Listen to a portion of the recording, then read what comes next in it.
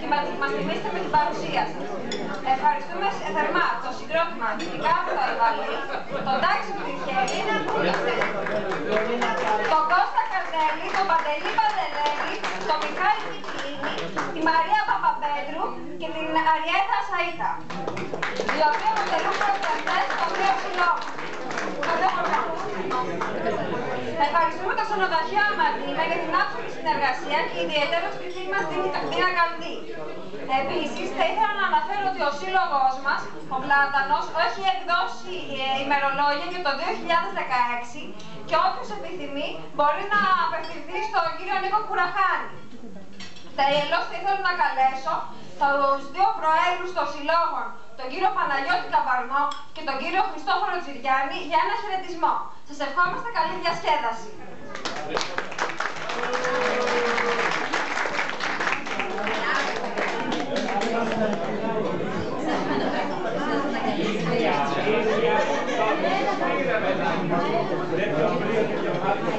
Καλησπέρα και από μένα.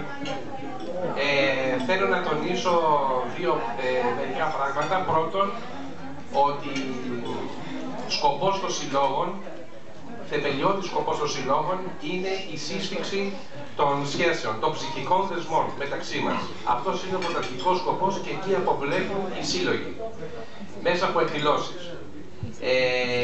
Η δεσμή, η τόνωση των δεσμών και η παράδοσή μας πάνω σε αυτά τα δύο πράγματα θα μπορέσουμε να οικοδομήσουμε διάφορες πρωτοβουλίες. Μία από την πρωτοβουλία, αυτή την τόνωση των δεσμών, είναι η συγκρότηση αυτού του μουσικού σχήματος που προέρχεται από παιδιά των χωριών μας. Είναι ένα αποτέλεσμα. Ένα άλλο αποτέλεσμα από τη συνεργασία των δύο συλλόγων Ακρασίου και Νεοχωρίου είναι ότι κατορθώσαμε μετά από έτοιμά μας να πάει συνεργείο καθαρισμού από το Δήμο Λέσβου και το οποίο καθάρισε την Άνω Δρότα. Μέσα από αυτό το χωριό είχε καταληφθεί, είχε γεμάτο βάτα και λιγαριές και διεμένουν μέσα εκεί στο χωριό ακρασιώτες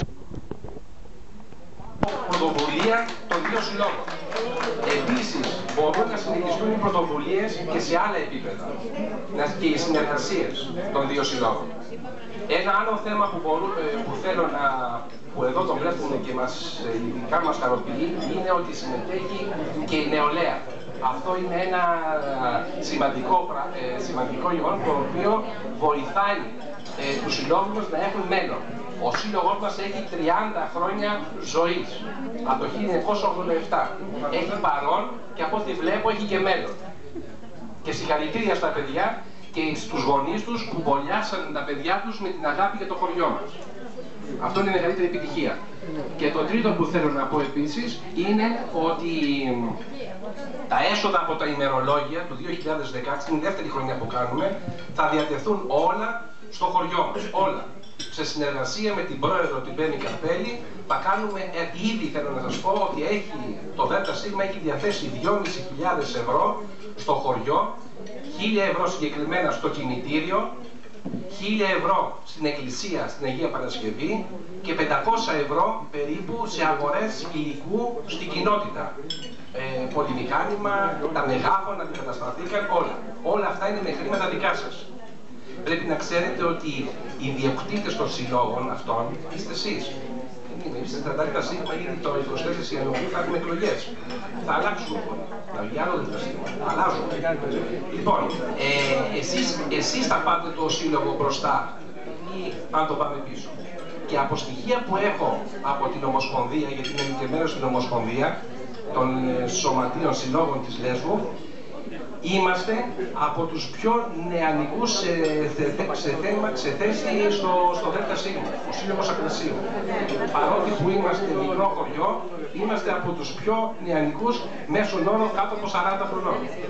Και αυτό είναι ένα γεγονός που το βλέπουν οι άλλοι σύλλογοι.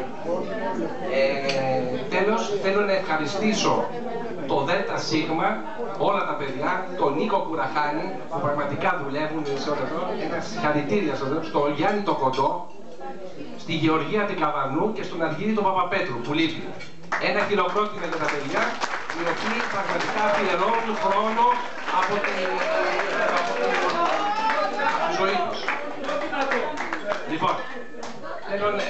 Παναγιώτης ο Καβανός δεν μπορεί να μιλήσει δύο λόγια, ο αντικαταστάτης του ο Αντώνης ο Θανασέλης. Ευχαριστώ και το επόμενο ραντεβού των εκκλησιωτών είναι στις 24 Ιανουαρίου στο Εμαντίνα. Έχουμε γενική συνέλευση, εκλογές και κοπή πίτας. Ευχαριστώ από μένα και καλή διασκέδαση.